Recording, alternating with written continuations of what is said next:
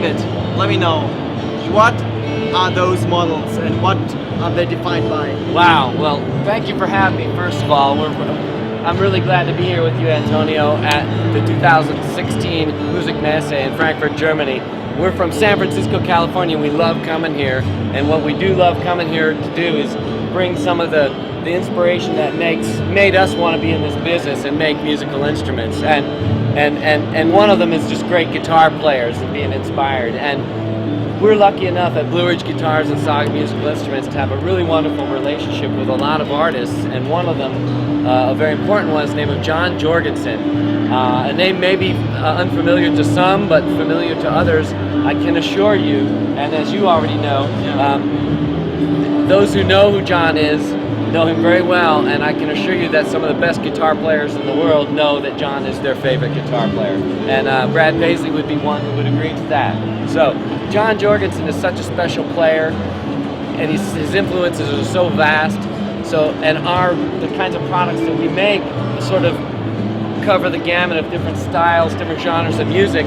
But what was made it perfect was that John plays the music that pertains to all the instruments we make. And so the first instrument we made for John was a gypsy jazz guitar, and this is his signature DG300. You can see the elements of it are very different, where they have this wonderful binding. It has a very unique look, and for those of you who know gypsy jazz, you know it's a very French instrument. John is an American who is a master of the French style of gypsy jazz. Okay, so if he can do that, well, he can do bluegrass and country just as well. And so what we decided to do was say, John, look, fans who like watching you play bluegrass, they really like our Blueridge guitars already. We've had a lot of experience there. So we thought, you know, John, you've got a great history.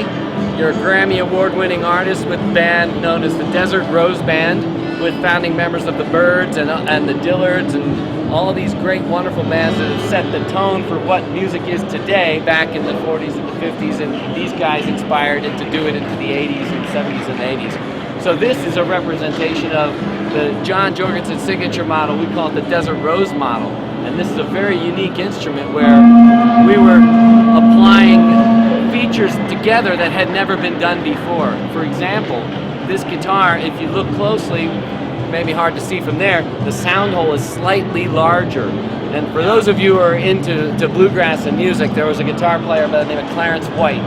He was a master guitar player, and he played a guitar that, over use and age, he played it so much that the sound hole wore itself out, and at some point somebody decided to make it larger, just to make it look clean. And how does it affect the sound? Well, now that's the unique part here. Intuitively, people think that it's going to be bassier or something like that, or louder, or something. Yeah. Well, what you get is there's a philosophy of physics behind this, where it has to do with open containers and the size of the open in a container. What it does, it allows air to move out freer, which cleans up the frequencies a lot more. The air doesn't bounce around and get jumbled around in there as long as if it has a little smaller hole. So the frequencies get tighter, the bass response gets tighter but not overwhelming, the trebles get clearer, the frequencies become cleaner. Does the tone establish itself quicker that way? I think it's more of the attack is faster because the air, it moves. Exactly, it's moving. So for a guitar player like the caliber of John, who might play super gypsy jazz riffs on a guitar that are lightning speed, or bluegrass riffs that are super fast, he needs the note to pop and come out now. And so when we thought, well, that's kind of a characteristic of what that guitar was like for Clarence White and some of the other guitar players that John loved. Tony Rice was another guitar player that John loved. Well, Tony owns Clarence's guitar after he died. So the sound hole effect was something that we were pleased to give it a try, and we were surprised how well it worked in combination with the next neat thing about this guitar, and that's this top wood. It's called Ortwood Cedar, and it's from the Pacific Northwest of the United States. And it's cedar, but it has the properties of a spruce. So it's hard. It's got the bright edges, but not the softness of a cedar.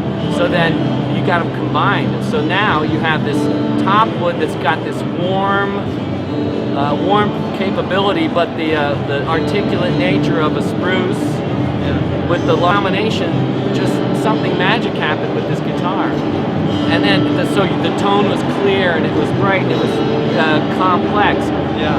And then we married it with the Santos rosewood back and sides, which is a wonderfully beautiful material and really accentuates the overall look and quality of the guitar. But what's more interesting is, hold that one up right there. Flip that around. This guitar has the same